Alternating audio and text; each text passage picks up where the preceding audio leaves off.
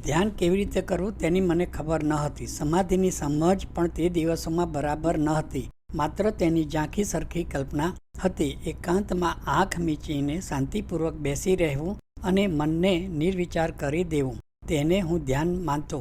એવું ધ્યાન મને ગમતું. એનો અભ્યાસ વહેલી સવારે તથા રાતે કરવાનો મેં નિયમ રાખ્યો. તેથી મને શાંતિ મળી. એમ કરતાં કરતાં શરીરનું ભાન ભૂલાઈ જશે. મન સંપૂર્ણ એકાગ્ર બનીને પોતાના મૂળ સ્વરૂપમાં પરમાત્મામાં મળી જશે. ત્યારે સમાધિની સિદ્ધિ થશે એવો મારો ખ્યાલ હતો. તેવી સિદ્ધિ માટે હું પ્રયાસ કરતો, પણ તેની પ્રાપ્તિનું કામ જરાક કઠિન હતું. મોટા મોટા સાધકો અને જ્ઞાનીઓને માટે પણ તે કઠિન છે, તો પછી હું તો એક સાધારણ અનભિજ્ઞ બાળક હતો. મારામાં જ્ઞાન કે સાધન શક્તિનો છાંટો પણ ન હતો.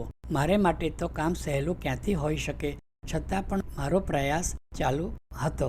તે દિવસે કોણ જાણે કેમ પણ મને ધ્યાનમાં ઊંડી શાંતિ મળી. વાત એમ હતી કે મારી સામે લગભગ 2 ફૂટ જેટલે જ દૂર માળિયામાં બધે પ્રકાશ પથરાઈ ગયેલો અને એની વચ્ચે મારી બરાબર સામે એક મહાપુરુષની આકૃતિ પ્રગટેલી. તે મહાપુરુષ આંખ બંધ કરીને સનાતન શાંતિની મૂર્તિ બનીને બેઠેલા. તેમણે પીળા રંગનું વસ્ત્ર પહેરેલું. તેમના તેજસ્વી સુવર્ણ સમા મુખ પર મધુરતા અને નિશ્ચલતા હતી. શિર પર કાળા કોમળ જેવા કેશ હતા. તે શિરની વચ્ચે કોઈ પ્રાચીન ઋષિવરની પેઠે બાંધેલા હતા. એવી અપાર શોભાના સાકાર સ્વરૂપ જેવા એ મહાપુરુષ મારી તદ્દન નજીક બિરાજેલા. તેમને ઓળખી કાઢતા મને વાર ના લાગી. તેમના ચિત્રો મેં જોયા હતા. તેમની સાથે તેમની આકૃતિ તદ્દન મળતી હતી. એટલે મને નક્કી કરતા વાર ના લાગી કે આ મહાપુરુષ ભગવાન બુદ્ધ છે. પ્રભુના એક મહાન પ્રતિનિધિ અવતાર, પ્રેમ અને ત્યાગની મૂર્તિ અને અહિંસાના ઉપદેશક ભગવાન બુદ્ધ જ કૃપા કરીને મારી સામે પ્રકટ થયા છે અને મને તેમના દર્શનનો દુર્લભ લાભ મળી રહ્યો છે એ વિશે મને તલમાત્ર સંદેહ ના રહ્યો.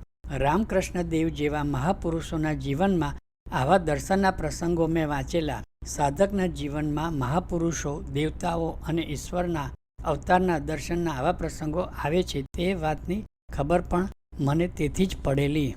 રામકૃષ્ણ દેવે કહ્યું છે કે કેટલાક ઝાડને પહેલાં ફળ અને પછી ફૂલ આવે છે, તેમ કેટલાક સાધકોને પહેલાં અનુભવ થાય છે અને પછી તે સાધકો સાધના કરે છે. મારા સંબંધમાં એ વાત સાચી ઠરી. કોઈપણ પ્રકારની વિશેષ સાધના વિના મને આવો અનુભવ ક્યાંથી થાત? કદાચ તેમાં જન્માંતર સંસ્કારો કારણરૂપ હશે. તેવી રીતે ભગવાન બુદ્ધને માટે જેના દિલમાં પ્રેમ હોય અને જેનું અંતર તેમનું દર્શન કરવા આતુર હોય તે આજે પણ તેમનું દર્શન કરી શકે છે એવો મારો વિશ્વાસ છે. ભાગ 20, પાન નંબર 142. સંસારના જુદા જુદા સ્વરૂપોમાં ઈશ્વરનો વાસ છે એમ માનીને સૌની અંદર ઈશ્વરની ઝાંખી કરવાનું કામ સહેલું નથી. મન જ્યાં સુધી તદ્દન મલિન હોય અને કુવિચાર, કુસંસ્કાર, વિષયાસક્તિઓ તથા અહંકારથી ભરેલું હોય ત્યાં સુધી દ્રષ્ટિ નિર્મળ થઈ શકતી નથી. મન જેમ જેમ નિર્મળ બનતું જાય તેમ તેમ નવી આંખ અથવા નવી દ્રષ્ટિની પ્રાપ્તિ થાય છે. તેને દિવ્ય દ્રષ્ટિ પણ કહેવામાં આવે છે. તેની પ્રાપ્તિ થતાં ચરાચરમાં ઈશ્વરની અલૌકિકતાની ઝાંખી થઈ શકે છે. જેના સમાગમમાં આવવાનું થાય છે એની અંદર પણ ઈશ્વરની સત્તાની ઝાંખી થયા કરે છે. ચરાચરમાં રહેલા ઈશ્વરના એવા અપરોક્ષ અનુભવ માટે શાસ્ત્રો અને સંતોનો આદેશ છે.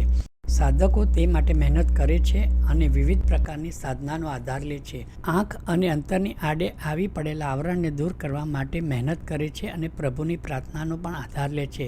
મેં પણ એ પ્રમાણે પ્રાર્થનાનો આધાર લેવાની શરૂઆત કરી દીધી. મન સંપૂર્ણપણે નિર્મળ થતાં ચરાચરમાં ઈશ્વરનું દર્શન થઈ શકે છે એ વાત સાચી છે, પરંતુ તેમાં મદદ મળે તે માટે મેં એક બીજી પદ્ધતિ અજમાવવા માંડી. જે વસ્તુ કે વ્યક્તિ દેખાય તે પરમાત્માની જ પ્રતિમા છે એવા વિવેક સાથે મેં તે વસ્તુ કે વ્યક્તિ તરફ જોવા માંડ્યું. પરિણામે મારી દ્રષ્ટિ જુદી જ બનવા લાગી. તેમાં દિવ્યતાનું પ્રાકટ્ય થવા લાગ્યું. ત્રિમાત્રને જોતા વયે તે જગદંબાનું સ્વરૂપ છે એવા ભાવ સાથે મેં તેના ચરણમાં મનોમન પ્રણામ કરવા માંડ્યા અને તેની સાથે સાથે સંસારમાં સર્વત્ર વ્યાપેલા જગદંબાના એ દેવરૂપને સાક્ષાત કરવા તેનું સાકાર દર્શન કરવા મારા મનમાં એક પ્રકારનું મંથન શરૂ થયું. આ ભાગ એક બહેનના સાથેના સંબંધની વાત છે. બહેનની પાસે બેસતી વખતે હું એમ જ માનતો કે મા જગદંબા પોતે જ પ્રેમ, મધુરતા અને સુંદરતાનું સ્વરૂપ ધારણ કરીને એની અંદર પ્રકટ થયા છે. તેથી મારા હૃદયમાં તેને માટે પવિત્રતા કાયમ રહેતી અને વધુમાં પૂજ્ય ભાવ પેદા થતો. મારી ભાવનાને પરિણામે મારા મનમાં બુરા વિચાર કદી પણ ઉઠતા નહીં અને કેટલીક વાર વાતાવરણ પ્રતિકૂળ હોય તો પણ મારું મન નિર્મળ જ રહેતું. જગદંબાએ જાણે શરૂઆતના જીવનમાં એ રીતે મારી કસોટી કરવા માંડી. બેનની પાસે જ્યારે જવાનું હોય ત્યારે રાતે જ જવાનું હોવાથી પણ મને લાભ થયો, કેમ કે રાતનો વખત મારે માટે આખા દિવસનું અવલોકન કરીને થયેલી ભૂલોને તપાસવાનો હતો. તેથી મન નમ્ર અને નિર્મળ થઈ જતું અને તે દશામાં હું બેનની પાસે જઈને બેસતો એટલે નિર્મળતા કાયમ રહેતી. ભાગ 21. બેનના સંબંધની અસર. પાન 148. માણસ જો ધારે તો કામને સહેલું કરી શકે છે. તે માટે પ્રભુનું શરણ લઈને પ્રભુ પ્રાર્થનાનો આધાર લેવાની આવશ્યકતા છે. પ્રભુની પ્રાર્થનાથી કયું કામ નથી થતું તે દ્વારા પ્રભુની કૃપા મળતા માણસ મોટામાં મોટી મુશ્કેલીઓને પણ જીતી શકે છે. કામ વાસના તો એક સાધારણ વાસના છે. તેના કરતાં પ્રભુની કૃપાનું બળ મોટું છે. જેના મનમાં વિશ્વાસનો એ ભાવ જાગી જાય છે તેનું કામ સીધું અને સહેલું બની જાય છે. તે માટે ખૂબ જાગ્રત રહીને પ્રભુની મદદ માગવાની છે. એમ કરવાથી નિર્મળતાની સાધના સહેલી થઈ શકશે. માણસનું કામ વધારે કપરું તો ત્યારે બને છે જ્યારે તેને પ્રતિકૂળ પરિસ્થિતિમાં જીવવાનો પ્રસંગ મળે છે. વધારે ભાગના માણસો સંજોગોને સંગ અનુકૂળ હોય ત્યાં સુધી મનને નિર્મળ રાખી શકે છે, પરંતુ સંજોગોનો સંગ વિપરીત બનતા તેમની નિર્મળતા ડોલવા લાગે છે અને સંયમના બંધ તૂટી પડે છે. એ પણ એક જાતની નિર્બળતા જ છે અને પવિત્રતાનો ઉપાસક તેનો પરાજય કરે તે જરૂરી છે. વાતાવરણ અનુકૂળ ના હોય તો પણ જેનું મન ડગે નહીં અને જેની નિર્મળતાની વૃત્તિમાં વિક્ષેપ પડે નહીં તે જ વીર પુરુષ સંસારમાં તે સૌથી મોટો સુરવીર, મહાત્મા અને નમસ્કાર કરવા યોગ્ય પુરુષ કહી શકાય. જે સિદ્ધાંત પુરુષને તેમજ સ્ત્રીને પણ લાગુ પડે છે, એટલે સ્ત્રીઓને માટે પણ આ વાત એટલી જ સાચી સમજી લેવાની છે. મારા જીવન પ્રવાહનો ઉલ્લેખ મેં કોઈની પાસે કર્યો ન હતો. ભાવોને અને વિચારોને હૃદયમાં સમાવી રાખીને કોઈને તેની ગંધ પણ ના આવે તેવી રીતે હું તે વખતનું જીવન જીવે જતો. ઈશ્વરે જાણે કે મારા વિકાસ માટે પહેલેથી જ વિચાર કરીને અમુક પ્રકારનું વાતાવરણ તૈયાર કરી રાખેલું. તેમાં તાલીમ આપીને તે જ ઈશ્વરરૂપી માં મારી રક્ષા કરી રહી હતી અને વિકાસનો જે નકશો તેણે મારે માટે તૈયાર કર્યો હતો તે પ્રમાણે પ્રકાશના પંથે એક પ્રવાસી તરીકે મને આગળને આગળ વધારી રહી હતી. મેં ભગવાન બુદ્ધનું જીવન વાંચેલું. એની અસર મારા પર ખૂબ જ પ્રબળ પડેલી. ભગવાન બુદ્ધ પહેલા રાજકુમાર હતા. તેમને યશોધરા જેવી સુંદર અને સુશીલ સ્ત્રી હતી. છતાં તેમણે દુનિયાના જુદા જુદા દુઃખ જોયા અને તેમનું હૃદય હાલી ઉઠ્યું. સનાતન સુખને માટે સાધના કરવાની તેમને ઈચ્છા થઈ. તેમને થયું કે દરેક દેહધારીને દુઃખનો સામનો કરવાનો છે અને જ્યાં સુધી દુઃખ નિશ્ચિત છે ત્યાં સુધી સુખ ક્યાંથી હોય. આજે જે સુખ છે તે પણ ચંચળ છે અને કાલે નષ્ટ થઈ જનારું છે. માટે ક્ષણિક સુખ અને સુખની સામગ્રીમાં પડી રહેવાને બદલે સનાતન સુખની પ્રાપ્તિ કરવી જોઈએ. બહારના નશ્વર રાજ્યની પ્રાપ્તિ કરવાને બદલે અંદરના અમર રાજ્યને મેળવવું જોઈએ. કામ, ક્રોધ અને અહંકારને વશ કરીને તન, મન, ઇન્દ્રિયોના સ્વામી થવું જોઈએ. કેવી રીતે શાંતિ મેળવીને સંસારને શાંતિનો માર્ગ બતાવવો એ પ્રમાણે વિચાર કરીને તેમણે પોતાની પ્રિય પત્ની યશોધરાનો અને પોતાના વિશાળ રાજ્યનો ત્યાગ કર્યો. વનમાં જઈને તપ કર્યું અને પરમ શાંતિની પ્રાપ્તિ કરી. મને થયું કે બુદ્ધ ભગવાનને સામ્રાજ્યનું સુખ પણ ફીકું લાગ્યું તો હજારો, લાખો અને કરોડો માણસો સંસારના સાધારણ સુખોમાં આસક્ત શા માટે બનતા હશે? તેનો ત્યાગ કરીને અથવા તેમાંથી મનને પાછું વાળી લઈને પરમ સુખની પ્રાપ્તિ માટે તે પરમાત્માની આરાધનામાં શા માટે નહીં લાગી જતા હોય? ગમે તેમ પણ મારે તો સંસારમાંથી મનને પાછું વાળી લઈને પરમાત્માની આરાધનામાં જ લાગી જવું જોઈએ. જગદંબાનું દર્શન કરવું અને એવી રીતે જીવનને કૃતાર્થ કરવું જોઈએ. બુદ્ધ ભગવાનના જીવનના મનન પરથી એવો નિર્ણય કરીને મેં શરીરની ગંદકી, સંસારના દુઃખોનો વારંવાર વિચાર કરવા માંડ્યો. ભગવાન બુદ્ધની જેમ મારું જીવન પણ ઉજ્જવલ અને મહાન થાય તે માટે માને પ્રાર્થના કરવા માંડી. કંચન કી તોરી કાયા એ એક ગીત હતું. એ ગીતનો ભાવ ટૂંકમાં એવો હતો કે આ સંસારમાંથી કેટલાય સુંદર સ્ત્રી પુરુષો અદ્રશ્ય થઈ ગયા છે. કોઈની કાયા અમર રહી નથી. તારી કંચન જેવી સુંદર કાયા પણ છેવટે નાશ પામવાની છે. પેલી જલી રહેલી ચિત્તામાં એને એક દિવસ જલી જવાનું છે, માટે તેનું ગુમાન ન કર, તેની મમતા ના કર અને તે માટે મૂઢ બનીને પાપમાં ના પડ. આ જગત નશ્વર છે, તેમાં પ્રીતિ કરવાને બદલે પ્રભુમાં જ પ્રીતિ કર. જે બહેનને તે ટ્યુશન આપવા જતા હતા તે બહેનનું શરીર સુંદર હતું. તેને જોઈને હું હંમેશા વિચાર કરતો કે આમાં સુંદર શું છે. આ શરીર હાડ, માંસ, લોહી અને મળમૂત્રથી ભરેલું છે.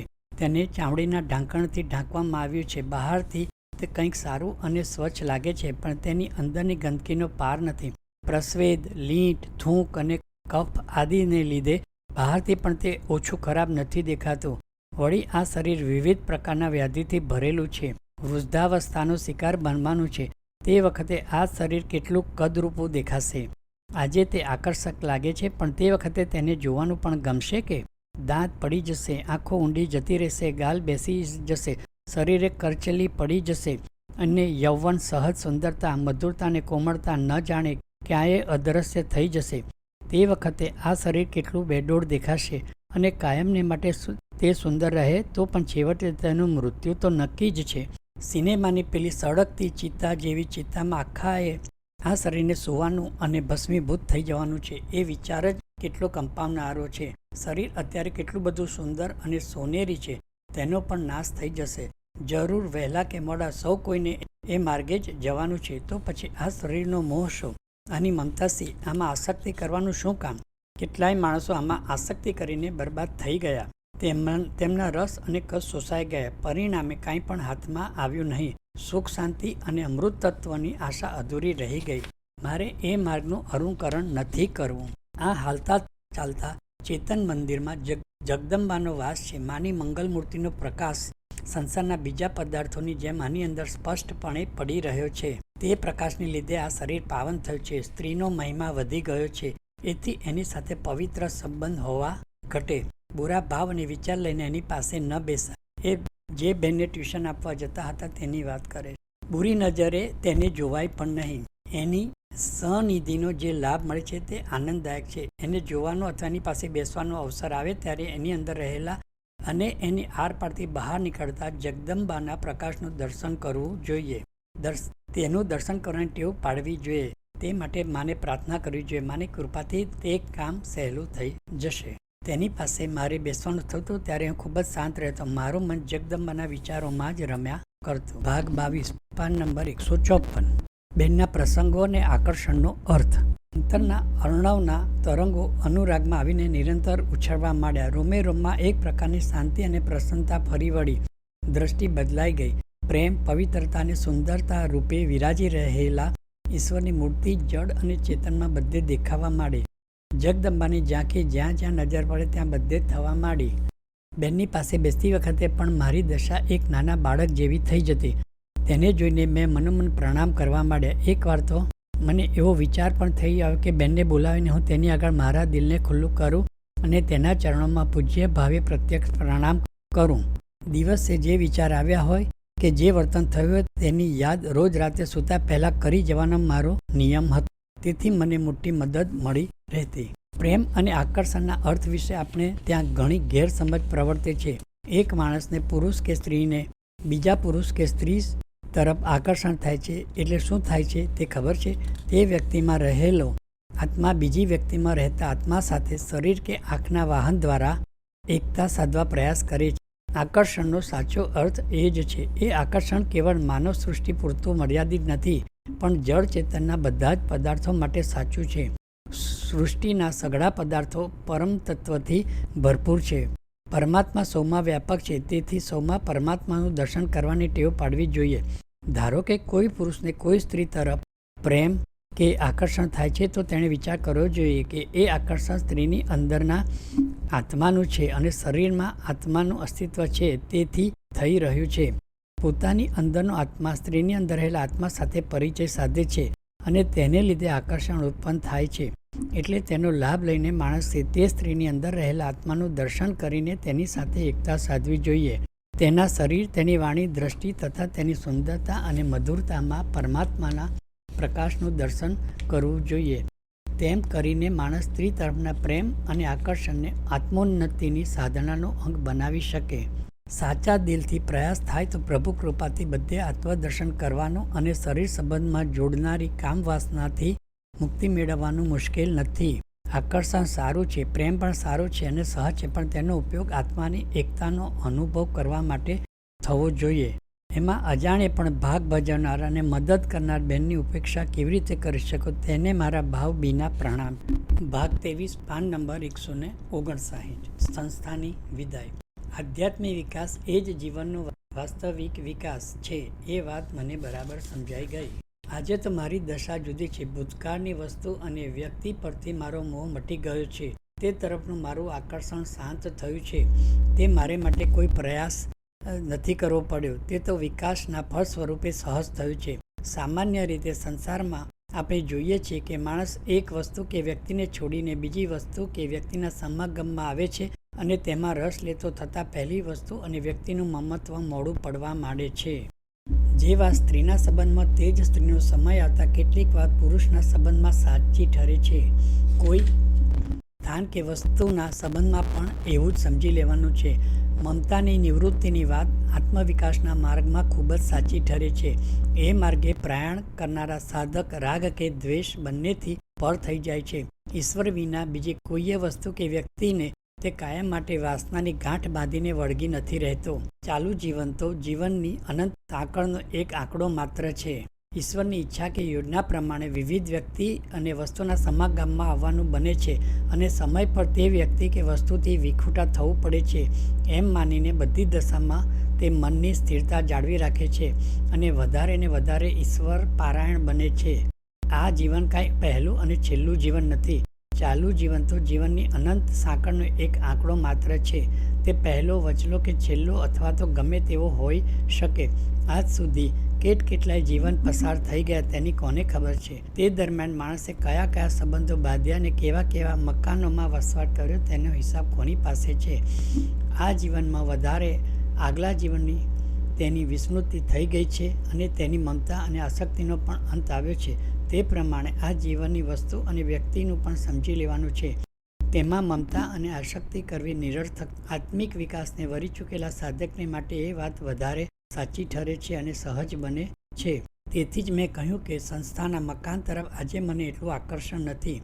એકલી સંસ્થાની જ વાત શા માટે? ભૂત કે વર્તમાન જીવનની કોઈ વસ્તુ કે વ્યક્તિ તરફ મને આજે આકર્ષણ, મમતા કે આસક્તિની ભાવના નથી અને ના હોય તે જ સારું છે. કેમ કે એક ઈશ્વરનું આકર્ષણ અને એક ઈશ્વરની જ મમતા માણસને માટે મંગલકારક છે. જીવનનું સાચું શ્રેય તેમાં જ છે. દરેક વ્યક્તિ અને વસ્તુમાં ઈશ્વરના પ્રકાશની ઝાંખી કરવાની મને ટેવ હતી. તેને લીધે કોઈએ વસ્તુ કે વ્યક્તિને વિસરવાનું કામ મારે માટે મુશ્કેલ હતું. એટલું આવશ્યક પણ ન હતું. કેમ કે જે સ્મૃતિ, સંબંધ અને સ્નેહ જીવનને ઉજ્જવળ કરવામાં મદદરૂપ થાય છે તે કાયમ રહે તેમાં કશી હરકત નથી એવી મારી તે વખતે માન્યતા હતી. જીવનને જડ અને તેથી જ વિપથગામી કરનારી સ્મૃતિ અને પ્રીતિ નુકસાનકારક અને તેથી જ વિસ્મરણીય છે. એ વાત સહેજે સમજી શકાય તેવી છે. તેથી સંસ્થાની સ્મૃતિ તે વખતે ખૂબ જ તાજી થઈ. હવે હું નવી સંસ્થામાં જઈ રહ્યો હતો ત્યારે તેનો ઉપકાર અને તેણે ભજવેલો ભાગ યાદ આવવાથી હૈયું ગળગળું બની ગયું. પરંતુ દિલમાં દુઃખ ના થયું. કેમ કે નવી જગ્યામાં જવાનું જીવનના હિતમાં હતું. મારી સંસ્થા પરિવર્તનની પ્રક્રિયા પાછળ જીવનની ઉન્નતિની પ્રેરણા પડેલી. ભાગ 24, લગ્નની સમસ્યા. PAN number 165. કામ વાસનાનું પ્રમાણ જીવનમાં ના હોય અથવા બહુ જ ઓછું હોય છતાં પણ સરખા મનના સ્ત્રી પુરુષો જીવનભર સાથે રહેવા માટે કેટલીક વાર લગ્ન કરે છે. એ પ્રમાણે લગ્ન કરવાનું કામ ઠીક છે કે કેમ ને તેથી જીવન પર્યંત નિર્મળ રહી શકાય છે કે કેમ તે વાત જુદી છે. તેની ચર્ચામાં ઉતરવું અસ્થાને છે. પણ લગ્નની પ્રેરણાનું તે પણ એક કારણ છે તેની ના નહીં. તે ઉપરાંત કેટલાકને સંતાનની પ્રાપ્તિ માટે લગ્ન કરવાની ઈચ્છા થાય છે. લગ્ન કરવાના કેટલાક બીજા પણ નાના મોટા કારણો હશે, પરંતુ મારે કહેવાની વાત એટલે જ છે કે ઉપર દર્શાવેલા અને બીજા કોઈએ કારણો મને લગ્ન જીવનની પ્રેરણા આપી શક્યા નહીં. મારું બધું જ ધ્યાન કામ અને ક્રોધને જીતીને સંપૂર્ણ શુદ્ધ બનાવવામાં લાગી ગયું હતું. વળી પ્રત્યેક સ્ત્રીમાં પરમાત્માનું દર્શન કરવામાં મને આનંદ આવતો, એટલે લગ્ન કરવાની વાત મને પસંદ ના પડી. મારી મનોદશાને ના જાણનાર ગ્રામજનો એ વાત કેવી રીતે સમજી શકે? તેમની પાસેથી સમજણની આશા પણ કેવી રીતે રાખી શકાય, તેમાં તેમનો દોષ પણ કેવી રીતે કાઢી શકાય. મારે તો તેનો ઈશ્વરની કૃપા મેળવીને મેં એક મહાયોગી કે સંત પુરુષ થવાનો સંકલ્પ કર્યો. એને માટે અપરિણિત રહેવાની અને સમગ્ર જીવનને આત્મોન્નતિની સાધનામાં લગાડી દેવાની જરૂર હતી. લગ્ન કરવાથી માણસ ઘર, સ્ત્રી, કુટુંબ અને સંતાનમાં ફસાઈ પડે છે. તેના પ્રશ્નમાંથી ઊંચો આવી શકતો નથી અને તેના જીવનનો ઘણો ખરો અમૂલ્ય સમય એમ ચાલ્યો જાય છે. તેવી રીતે સમયને બરબાદ કરવાની મારી જરા પણ ઈચ્છા ન હતી. મારે તો તેનો સદુપયોગ કરીને મારું તથા બીજાનું મંગલ કરવું હતું. તેથી લગ્ન ના કરવાનો જ મેં નિર્ણય કર્યો. લગ્નનો આશ્રય લઈને કેટલાક માણસો આત્મિક વિકાસ કરી ગયા છે એ વાતનો મને ખ્યાલ હતો, પરંતુ તેણે પણ મને લગ્ન જીવનમાં પ્રેરિત ના કર્યો, કેમ કે પાછળના વર્ષોમાં મને યોગની સાધના કરવાની લગ્ની લાગેલી. તે માટે વર્ષો સુધી એકાંતમાં રહીને કોઈ મહાપુરુષની દોરવણી પ્રમાણે ચાલવાની જરૂર હતી. એટલે લગ્નનો વિચાર મને આકર્ષી શક્યો નહીં. બ્રહ્મચર્યનું બનતું પાલન કરી આત્મિક વિકાસની મૂર્તિ બની સ્વામી વિવેકાનંદ અને મહાત્મા ગાંધીજીની જેમ મનુષ્ય જાતિના મંગલ માટે કામ કરવાના હું સ્વપ્ન સેવવા માંડ્યો. ભાગ 25. લગ્નની સમસ્યા, બીજો ભાગ. એટલે યોગેશ્વરજીને લગ્ન કરવા માટે ઘણું બધું દબાણ ગામના વડીલો, આગેવાનો તરફથી આવતું, પણ તેમણે તે નકારી કાઢેલ. તે બાબતે તેમની રજૂઆત: જો વરવું જ હોય તો સમજો માણસે એક ઈશ્વરને જ વરવું જોઈએ. ઈશ્વરના ચરણોમાં જ પ્રીતિ કરવી જોઈએ અને અવિનાશી ઈશ્વરની સાથે જ અનુરાગના દોરે બંધાઈ જવું જોઈએ. ઈશ્વરને મનોમન વરી લઈને દિલમાં ઈશ્વરની લગન ભરીને ઈશ્વરનો સાક્ષાત્કાર કરવા તૈયાર થવું જોઈએ. ઈશ્વરના રૂપ, ગુણ અને ચારિત્ર્ય પર મુગ્ધ થવું જોઈએ. ઈશ્વરની બરાબરી કરી શકે એવી વસ્તુ સંસારમાં બીજી કઈ છે જેના પર માણસ મુગ્ધ થઈને વારી જાય? ઈશ્વર તો સંસારના સ્વામી છે, તેથી સંસાર કરતાં વધારે સુંદર, શક્તિશાળી ને સંપૂર્ણ છે. તેને છોડીને જે સંસારને ભજે અને પ્રીતિ કરે તે તેની પ્રાપ્તિ કેવી રીતે કરી શકે? લગ્ન જીવનમાં પડેલા માણસોએ પણ પોતાના મનને ધીરે ધીરે વિશુદ્ધ અને ઈશ્વર પારાયણ કરવાનું છે. લગ્ન જીવનનું શ્રેય તેમાં જ છે. પણ જેમણે લગ્ન કર્યું ના હોય તેમણે તો, જો તેમને પોતાની જાતમાં શ્રદ્ધા હોય અને ઈશ્વર પ્રાપ્તિની ઝંખના હોય તો અવિવાહિત જ રહેવું જોઈએ. અવિવાહિત રહીને બેસી રહેવું ના જોઈએ, પણ પરમાત્માના પ્રેમ રંગે રંગાઈ જવું જોઈએ. પોતાની પ્રત્યેક પળનો ઉપયોગ તેમણે પરમાત્માની પાસે અને પાસે પહોંચવાની સાધના માટે જ કરવો જોઈએ. કેમ કે જીવન ઘણું ટૂંકું છે, પ્રવાહ જેવું ચંચલ છે. તેના આ ચાલુ અંકનો પડદો ક્યારે પડી જશે તેની કોને ખબર છે? માટે જે સમય મળ્યો છે તેને સોનેરી સમજીને તેનો બનતો લાભ લેવા તૈયાર થવું જોઈએ. શ્રી રામકૃષ્ણદેવ, રામતીર્થ તથા શ્રદ્ધાનંદ જેવા સંતોએ ગાયેલો સંયમી જીવનનો મહિમા મને યાદ હતો. કામ વાસના તે કાંચનથી દૂર રહેવાની રામકૃષ્ણદેવની વારંવારની સૂચનાનો ખ્યાલ હતો. તે સૂચનાનો અમલ કરવા રામકૃષ્ણદેવે પોતે પોતાના પ્રારંભિક જીવનમાં જે મહાન પ્રયોગો કરેલા તેનું સ્મરણ હતું. તેમને પગલે ચાલીને જગદંબાનો સાક્ષાત્કાર કરવાની મને એક સાચા સંત થવાની મારી ઈચ્છા હતી. જગતમાં એક, બે કે વધારે સ્ત્રી પુરુષો લગ્ન નહીં કરે તેથી કાંઈ બ્રહ્માનો વંશ પૂરો થવાનો નથી. લગ્ન નહીં કરનારા માણસોની જેમ લગ્ન કરવા તૈયાર થનારા માણસો પણ સંસારમાં થયા જ કરશે, અને નહીં થાય તો તેની ચિંતા ઈશ્વર પોતે કરી લેશે. ઈશ્વરના ભક્તના માતા પિતા અને તેનું કુળ સહેલાઈથી તરી જાય છે. નરસિંહ મહેતાજીના ભક્તોએ એ વાતનો ઉલ્લેખ કરેલો છે. માટે પિતાના કુળને તારવા માટે લગ્નની જરૂર નથી. તે માટે તો ઈશ્વરનું શરણ લઈને સત્કર્મો કરવા જોઈએ. અને મારા શ્રાદ્ધની મને ચિંતા નથી. હું તો આ જીવન દરમિયાન જ પ્રભુની કૃપા પ્રાપ્ત કરી લઈશ. મારી શાંતિ અને ગતિ માટે હું બીજા પર આધાર નહીં રાખું. પ્રખરમાં પ્રખર પુરુષાર્થ કરીને આ જ જીવનમાં પરમ ગતિને મેળવી લઈશ. જેનું વૈરાગ્ય દૃઢ હોય અને પરમાત્માને મેળવવા જેનું મન તલપાપડ હોય તેને માટે તો આજ્ઞાનો આગ્રહ બરાબર નથી. તેને માટે શાસ્ત્રોએ બ્રહ્મચર્યાશ્રમમાંથી જ ઈશ્વર પરાયણ થવાની અને ત્યાગ કરવાની સૂચના કરી છે. ગામમાં સોમાભાઈ વ્યાસ નામે એક ભાઈ હતા. તેમને મારા પર પ્રેમ હતો. અમારા મકાન પાસેથી પસાર થતી વખતે માતાજીને તે વારંવાર કહેતા કે એને સંસારમાં નાખી દો, પણ એ સંસારમાં નહીં પડે. તમે જાણો છો એ કોણ છે? એના લક્ષણો હું જોયા કરું છું. એ તો બ્રહ્મ જ્ઞાની છે, બ્રહ્મ જ્ઞાની. તમારા કુળને તારી દેશે. એમણે મારા ભાવોને કંઈક અંશે ઓળખ્યા હતા.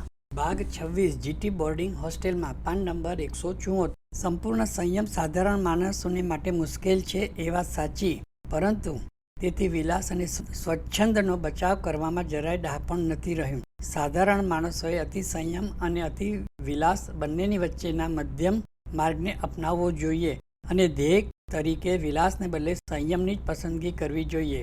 ક્રમે ક્રમે તે ધ્યેયની સિદ્ધિ માટે પ્રયાસ પણ કરવો જોઈએ. પરંતુ જે સાધકો હોય તે તો વિલાસને બદલે સંયમનું જ વ્રત લઈ લે, કેમ કે ઊંચી કોટીની આત્મોન્નતિની સાધના સંયમના પાલન વિના ભાગ્યે જ થઈ શકે. ઈશ્વર દર્શનની ભાવના કે આકાંક્ષા પણ તેના વિના અધૂરી જ રહે છે. જે આળસુ અને એદી છે, અશ્લીલ ચિત્રો જુએ છે, ઇન્દ્રિયોને ઉત્તેજનારા પુસ્તકો વાંચે છે અને કુસંગ કરે છે, તેને માટે સંયમનું પાલન આકાશને અડવા જેવું અશક્ય બની રહેવાનું. પણ જે સદગ્રંથોના વાંચનમાં અને સત્સંગમાં રસ લે છે તથા ખાનપાનમાં શુદ્ધિ અને સાત્વિકતા સાચવવાની ચીવટ રાખે છે, તેને માટે તે મુશ્કેલ હોવા છતાં ઈશ્વરની કૃપાથી સહેલું થઈ પડવાનું. તેમાં મદદ મળે તે માટે માણસે ઈશ્વર દર્શન અથવા એવા જ કોઈ ઉચ્ચ આદર્શ માટે જીવનને અર્પણ કરવાની આવશ્યકતા છે. એ આદર્શને માટે ફના થઈ જવાની તાકાત તેણે તૈયાર કરવાની છે અને તેની સિદ્ધિ માટેની મહેનતમાં મશગુલ બની જવાનું છે. તેમ છતાં જીતેન્દ્રિય થવાનું કામ સહેલું થઈ પડશે. તે ઉપરાંત પ્રભુની પ્રાર્થનાનો આધાર લેવાથી પણ માણસનો માર્ગ મોકળો થઈ શકશે. સંયમનું પાલન કરવામાં પ્રાર્થનાએ મને સારી સહાય કરી છે. શરૂઆતથી જ તે અત્યાર સુધી તે મારે માટે મદદરૂપ થઈ પડી છે. રામકૃષ્ણ દેવના જીવનમાં મેં વાંચેલું કે દક્ષિણેશ્વરના તેમના નિવાસસ્થાનમાં આવેલી પંચવટી નામની જગ્યામાં લગભગ મધરાત દરમિયાન તે ધ્યાનમાં બેસતા. તે વખતે પોતે શરીરથી અલગ છે તે વાતનો અનુભવ કરવા કેટલીક વાર કપડાં પણ કાઢી નાખતા. તે વાતની અસર મને સારી થઈ. તેમાંથી પ્રેરણા મેળવીને છેલ્લા 3 વર્ષથી મધરાતની આસપાસ ધ્યાન કરવાની મેં ટેવ પાડેલી. તે પ્રમાણે મધરાત દરમિયાન ઉઠીને પેલા નાના ઝાડ નીચે ધ્યાનમાં બેસવાની મેં ટેવ પાડી. ધ્યાન કરતી વખતે રામકૃષ્ણ દેવને યાદ કરીને મેં વસ્ત્રો પણ કાઢી નાખવા માંડ્યા. તે દશામાં મને શાંતિ મળવા માંડી અને આનંદનો અનુભવ થવા લાગ્યો. લગભગ 2:30 વાગે ધ્યાન પૂરું કરીને વસ્ત્રો પહેરીને હું પાછો આવી જતો અને થોડોક સમય સૂઈ જતો. મૌનથી ઘણા લાભ થાય છે એમ મારા સાંભળવામાં આવેલું. ગાંધીજી દર સોમવારે મૌન વ્રત રાખતા, તેની મને ખબર હતી. મેં પણ અઠવાડિયામાં 1 દિવસ મૌન વ્રત પાળવાનું નક્કી કર્યું. ઓછું અને ખપ પૂરતું બોલવાની ટેવ મને પહેલેથી જ પડેલી. એમ કહો કે જરૂર જેટલું જ બોલવાનો મારો સહજ સ્વભાવ હતો. તેથી મૌન વ્રતનું પાલન મારે માટે સહેલું થઈ પડ્યું. કોલેજમાં હાજરી પુરાતી તે વખતે પણ હું મૌન જ રાખતો. તે વખતે મારા વતી યસ સર બોલવાનું કામ પણ મૌન વ્રતના દિવસે હું એક બીજા ભાઈને સોંપતો. તે ભાઈ સમજુ અને સંસ્કારી હતા. તેમને મૌન વ્રત જેવા વ્રતો પર અને મારા પર પ્રેમ હતો. તેથી મારી સૂચનાને તે સહર્ષ વધાવી લેતા. બાકી તો કોલેજમાં વધારે ભાગે વક્તા જેવા પ્રોફેસરોના શ્રોતા જ બનવાનું હોય છે, એટલે મારું વ્રત સહેલું બનતું. સંસ્થામાં પણ વિદ્યાર્થીઓ મારી વાત સમજી જતા. મૌન વ્રતની એ ચાલુ થયેલી પરિપાટી મારા જીવનમાં કેટલાક જરૂરી ફેરફાર સાથે લાંબા વખત લગી ચાલુ રહી. આજે પણ તે એક યા બીજી રીતે ચાલુ છે. તેથી મને લાભ થયો છે. મૌન વ્રતથી શક્તિ બચે અને શાંતિ મળે છે અને વિચાર શક્તિ વધે છે. બીજા પણ કેટલાક લાભ નથી થતા એમ નહીં, પરંતુ સૌથી મોટો અને સૌને સમજાય તેવો લાભ તો એ છે કે માણસ તે દરમિયાન અસત્ય ભાષણથી અનિચ્છાએ પણ બચે છે. સાધકોને માટે મૌનનું મહત્વ ઘણું મોટું છે. ચિત્તની એકાગ્રતા અને કર્તવ્ય પરાયણતા માટે એ આવશ્યક છે. મૌનના આટલા લાંબા અનુભવ પછી હું એવા નિર્ણય પર પહોંચ્યો છું કે મૌનનો મર્મ માણસે રોજિંદા જીવનમાં ઉતારવો જોઈએ. એટલે કે રોજના જીવનમાં સાચું, સારું અને ખપ જેટલું બોલવાની ટેવ પાડવી જોઈએ. તેની સાથે ખોટું, કડવું અને જરૂર વગરનું બોલવાની ટેવમાંથી છૂટવું જોઈએ. તેમ કરવાથી મૌનનો આનંદ મળી રહેશે અને મૌન જીવનનો અંગ બની જશે. એને માટે પ્રયત્ન કરવાની સૌને મારી ભલામણ છે. ભાગ 27. યોગાભ્યાસની રુચિ. પાન નંબર 178. મારો યોગાભ્યાસ કરીને લોકોત્તર શરીર સંપત્તિ કે સિદ્ધિઓની પ્રાપ્તિ કરવાનો મારો વિચાર ન હતો. યોગાભ્યાસ મને આત્માનો સાક્ષાત્કાર કરાવી આપશે એવી આશાથી તે તરફ મારું મન આકર્ષાતું. મારા દિલમાં જગદંબાનું દર્શન કરવાની લગ્ની લાગેલી. મારા થોડા ઘણા વાંચન પરથી મને જાણવા મળ્યું કે યોગ સાધનાનો આધાર લેવાથી પરમાત્માનો સાક્ષાત્કાર સાધકને સહેલાઈથી થઈ શકે છે. તેથી મને યોગ પ્રત્યે રુચિ થઈ. પરમાત્માના દર્શન માટે મારા દિલમાં તે વખતે જે લાય લાગી હતી અને જે વેદના થતી હતી તેનું વર્ણન કેવી રીતે કરું. મારું મન સંસારના કોઈએ પદાર્થમાં લાગતું નહીં. કોઈએ વિષયની રસવૃત્તિ મને સ્પર્શી ન શકતી. પરમાત્માના દર્શન માટે મારું અંતર આતુર બનીને રડતું. મન બેચેન બનતું. વિરહની પરંપરા ઉઠતી. વેદના તેને નીચોવી નાખતી. જીવનમાં પ્રેમની જ્વાળા સળગી રહેતી. હૃદય રાગમય બનીને માને પુકારતું અને આંખ ચારે તરફ તેની શોધ કરતા તલસતી. રાત પડતી અને હૃદય રડી પડતું કે એક દિવસ વધારે વહી ગયો પણ માનું દર્શન ના થયું. તેના દર્શન વિના જીવનમાં કશો સાર ના દેખાતો. એ દશા ઘણી અજબ હતી. તે દશામાં માનો સાક્ષાત્કાર કરવા મારાથી બને તેટલા બધા પ્રયાસ હું કરી છૂટું. તે વાત સહેલાઈથી સમજાય તેવી છે. માંદા માણસો જેમ સાજા થવાના બધા જ પ્રયાસ કરે અને શક્ય તેટલા વધારે વૈદ્યો અને ઉપચારોનો આધાર લે, તેમ મેં પણ બને તેટલા વધારે સાધનોનો આધાર લેવાનો અને છેવટે દિલના દર્દને કાયમ માટે દૂર કરવાનો વિચાર કર્યો. તેથી જ મને યોગાભ્યાસ પ્રત્યે પ્રેમ થયો. પરંતુ યોગની સાધના શીખવી કેવી રીતે? યોગાભ્યાસ માટે મુખ્ય અનિવાર્ય આવશ્યકતા ગુરુ અથવા માર્ગદર્શકની છે. જેણે પોતે યોગની સાધના કરી હોય અને તેના રહસ્યનું જેને જ્ઞાન હોય એવા અનુભવી પુરુષની દોરવણી વિના યોગની સાધના ભાગ્યે જ થઈ શકે. પણ એવા અનુભવી પુરુષ ક્યાંથી મળે? મહાપુરુષો કહે છે કે દ્રઢ ઈચ્છા હોય તો તેવા પુરુષો મળી શકે છે. જેનું હૃદય તેવા પુરુષોના મિલન માટે તલસતું હોય તેને તેની પ્રાપ્તિ થઈ રહે છે. ઈશ્વરની કૃપાથી એવા સંજોગો ઊભા થાય છે અને એવું વાતાવરણ મળી રહે છે. એ કથનનો અનુભવ કોઈ પણ વ્યક્તિ કરી શકે છે. મારા જીવનમાં મને એનો અનુભવ આજ સુધી અનેક વાર થયો છે. તેની કેટલીક ઝાંખી. તે વખતે મુંબઈમાં 3 યોગાશ્રમો ચાલતા. એમાં એક અમરધામ યોગાશ્રમ ચર્ની રોડ સ્ટેશનની પાછળ એક ઊંચા મકાનમાં હતો. તેની મેં મુલાકાત લીધી. ત્યાંના સંચાલક જે હતા તેમને મેં તેમની પાસે મારા અનુભવોની રજૂઆત કરતા ખુલાસો કર્યો કે મારો વિચાર ઈશ્વરનું દર્શન કરવાનો છે. તે માટે મને લગ્ન લાગી છે અને તે વિના મને ચેન પડતું નથી. શું તમે ઈશ્વર દર્શન કર્યું છે? પરમાત્માનો સાક્ષાત્કાર કર્યો છે? અથવા તેનો ચોક્કસ ઉપાય તમે જાણો છો? અહીં આસનો, ષટક્રિયા અને પ્રાણાયામ શીખવવામાં આવે છે. પણ મારો મુખ્ય રસ તેમાં નથી. મને ઈશ્વર દર્શન કરવાની જ ઈચ્છા છે. તેના વિના બીજો કાંઈ જ નથી ગમતું. મારી વાત સાંભળીને તેઓ પ્રસન્ન થયા. યોગાશ્રમમાં બધા મળીને કેટલા દિવસ જવાનું થયું તે મને બરાબર યાદ નથી, પણ બહુ થોડા દિવસ હું ત્યાં જઈ શક્યો. મારા દિલમાં જે ઈશ્વર દર્શનની ઝંખના હતી તે મને વારંવાર સૂચના કરતી કે હૃદય શુદ્ધ થતાં અને પ્રેમની વૃદ્ધિ થવા માંડતા ઈશ્વર દર્શન સહેજે થઈ શકશે. તે માટે યોગાસનની જરૂર છે જ એમ નથી. યોગની બીજી ક્રિયાની માહિતી વિના પણ ચાલી શકે છે. મારું હૃદય મને કહેતું કે ઈશ્વરને માટે આતુર બાળકની જેમ આક્રંદ કરવાથી, તલસવાથી અને પ્રાર્થનાથી તેનું દર્શન જરૂર થઈ જશે. તેને માટે નરસિંહ, મીરા, સબરી, રામકૃષ્ણદેવ અને ચૈતન્ય મહાપ્રભુ જેવો પ્રેમ જગાવવો જોઈએ. તેની યાદ અને તેના ભાવમાં ચકચૂર બનીને ડૂબી જવું જોઈએ. રોમે રોમમાં તેનો રાગ ભરી દેવો જ જોઈએ.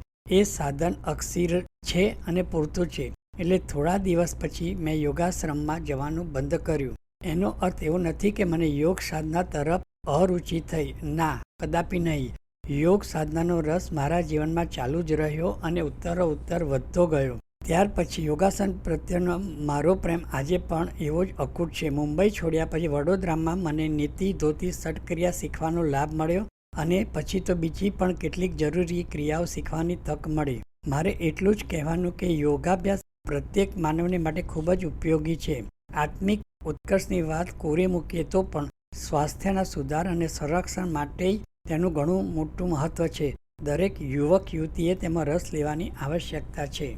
ભાગ 28. સંતોનો સમાગમ. મુંબઈના નિવાસ દરમિયાન કોઈ સંત પુરુષના દર્શનની ઈચ્છા મને અવારનવાર થયા કરતી. સંતોનો મહિમા કોણ નથી જાણતું? સંતોની શક્તિ અનંત છે. તેમનો સમાગમ સદાય સુખમય અને મંગલ હોય છે. પરંતુ વિવેકી પુરુષો કહે છે કે તે દુર્લભ છે. સંતોનો સત્સંગ તો દુર્લભ છે જ, પણ સંતોનું દર્શન પણ ઓછું દુર્લભ નથી. તેમાંય વળી મુંબઈ જેવા શહેરમાં તો દુર્લભ હોય જ. એ સહેલાઈથી સમજી શકાય તેવું છે. ઈશ્વરની કૃપા હોય તો જ ત્યાં સંત સમાગમ થઈ શકે. પુસ્તકો દ્વારા સંતોનો પરોક્ષ સમાગમ મને મળી ચૂક્યો હતો, પરંતુ તેવા કોઈ સંતના પ્રત્યક્ષ સમાગમની ઈચ્છા મને કદી થયા કરતી. તેમની સાથે વાર્તાલાપ કરવાનું મન થતું. સંતોના વાસ્તવિક સ્વરૂપને સમજવાની શક્તિ તે વખતે મારામાં મુદ્દલ ન હતી. તેમને પારખવાની કળા મને હસ્તગત ન હતી. એટલે તે વખતે મને જે 2-3 સંતોનો સમાગમનો લાભ મળ્યો તે ખરેખર કેવા અને કેવી કોટીના હતા તે કહેવાની શક્તિ મારામાં નથી. તેમાંથી એક સંન્યાસીની વાત. મારા કોલેજના પ્રથમ વર્ષ દરમિયાન એક સંન્યાસી મહાત્મા રોજ સવારે ચોપાટી પર ફરવા આવતા અને ત્યાંની રીતિમાં લગભગ અડધો કલાક શીર્ષાસન કરતા. તેમનું શરીર ગોરું અને તેજસ્વી હતું. તેમની ઉંમર 40-50 જેટલી હશે. તેમનું શીર્ષાસન હું ખૂબ જ રસપૂર્વક જોયા કરતો. હું યોગાશ્રમમાં જઈને આસનો શીખ્યો છું અને તે નિયમિત રીતે કરું છું. એ જાણીને તે ખૂબ ખુશ થયા. છેલ્લા 4 વર્ષથી તે ચાલુ હતી. તેના પરિણામે મારું મન અમુક રીતે ધ્યાન કરવા ટેવાઈ ગયેલું. તેથી ધ્યાનમાં ઝોકું આવવાનો સંભવ ન હતો. મેં તે વાતનો ખુલાસો કરતાં તેમને કહ્યું કે તે વાતની ચિંતા ના કરશો. આ વાત જ્યારે તે સંતે તેમને ચોપાટીની પારી ઉપર બેસીને ધ્યાન ના કરવા બાબતે તેમને ચેતવ્યા હતા ત્યારે યોગેશ્વરજીએ તેમને આ વાત કહી. સંતોમાં તેમની કાયા પર કેટલો કચરો અને સડો જરૂર છવાઈ ગયો હશે, પણ તેને દૂર કરવાથી તેની અંદરનો સાત્વિક અને પ્રાણવાન ભાગ આજે પણ જોઈ શકાશે. માટે બધા જ સાધુ સંત અને ત્યાગીઓ ખરાબ છે એવું છડેચોક જાહેર કરવાનું અને માની લેવાની જરૂર નથી. હવે બીજા એક સંતની વાત. હેંગિંગ ગાર્ડન પર મળ્યા હતા તેમની વાત. તેમની પાસે કાકા કાલેલકરનું બ્રહ્મદેશનો પ્રવાસ નામનું પુસ્તક હતું. તેમની સાથેના વાર્તાલાપમાં તેમને ભ્રમણ કરવાની ખૂબ ઈચ્છા હતી. તેની અહીંયા આગળ વાત છે. તેમને જોઈને મને પણ તેમના જેવું જીવન જીવવાનું મન થઈ ગયું. કેટલું સરસ જીવન! ના કોઈનો રાગ, ના કોઈ સાથે દ્વેષ, અહંકાર, મમતા કે તૃષ્ણા નહીં. ઈશ્વર સિવાય કોઈની ચિંતા અને ગુલામી તથા કોઈનું બંધન નહીં. વહેતા પ્રવાસની પેઠે કોઈની દખલગીરી વિના મન માને ત્યાં જવાનું અને રહેવાનું. કેટલું સ્વતંત્ર અને સ્વામાની જીવન! માણસ આજે પરાધીન બની ગયો છે. એવા પરાધીન જીવનમાં શો આનંદ મળી શકે? છતાં માણસ આનંદ માને છે અને પરાધીનતાને દૂર કરવા તૈયાર થતો નથી. એ પણ આશ્ચર્ય છે. એ સંતને મેં પૂછ્યું કે પ્રવાસી જીવનમાં ધ્યાન વગેરે આત્મોન્નતિની સાધના થઈ શકે? આત્મોન્નતિની સાધના વિનાનું એકલું પરિભ્રમણ વિવેકી પુરુષને ભાગ્યે જ પસંદ પડે. તેમણે શાંત સ્વરે ઉત્તર આપ્યો કે જરૂર, પ્રવાસ કરતાં કરતાં સમય બચાવીને નિયમિત રીતે સાધના કરી શકાય છે. જેને સાધનામાં રસ છે તે તો ગમે તેમ કરીને પણ સમય શોધી કાઢશે. સાધનામાં રસ વિનાનો માણસ એકે દિવસ ભ્રમણ નહીં કરે અને એક જ ઠેકાણે બેસી રહેશે તો પણ સાધનાનું કામ નહીં કરે. એટલે મર્યાદા મુજબનો પ્રવાસ સાધનામાં નડતર રૂપ નથી. પછી મેં પૂછ્યું, તમે સાધના કરો છો? તેમણે કહ્યું, હા. ત્યારે તમને નિર્વિકલ્પ સમાધિ થઈ છે ખરી? તેમણે પ્રત્યુત્તરમાં જવાબ આપ્યો, ના, હજી એ દશાએ હું નથી પહોંચ્યો. તેમના ઉત્તરથી મને આનંદ થયો. તેમણે કહ્યું, આ માર્ગ ભારે વિકટ છે. તે બોલ્યા, પણ વળી લાંબો પણ છે. તેમાં ધીરજપૂર્વક પુરુષાર્થ કરવાની જરૂર છે, પણ તેની સત્યતા વિશે શંકા કરવાની જરૂર નથી. જેને ઈશ્વર પર શ્રદ્ધા અને સાધના પર પ્રેમ છે તે ક્રમે તેમાં જરૂર સફળતા મેળવે છે. પછી તેમને ગાંધીજીના દર્શનનો લાભ મળ્યો. કોલેજના પ્રથમ વર્ષ દરમિયાન એ મહાત્મા ગાંધીજીના દર્શનનો લાભ મેળવી શક્યા. ત્યારે તેમને થયું કે ઈશ્વરની ઈચ્છાથી સર્વ કાંઈ થઈ શકે છે. તેની કૃપાથી કોઈએ કામ અશક્ય નથી રહેતું. પણ તે માટે સૌથી પહેલાં ઈશ્વરનો સાક્ષાત્કાર કરવો જોઈએ. ઈશ્વરનો સાક્ષાત્કાર જેને થઈ જાય છે એનામાં અનંત શક્તિ ઉત્પન્ન થાય છે અને તેની મદદથી તે ધારેલું કામ સહેલાઈથી કરી શકે છે. એટલે ઈશ્વરની પૂર્ણ કૃપાની પ્રાપ્તિ કરવાનો મેં નિર્ણય કર્યો. પહેલાંનો જે નિર્ણય હતો તેને વધારે મજબૂત કર્યો.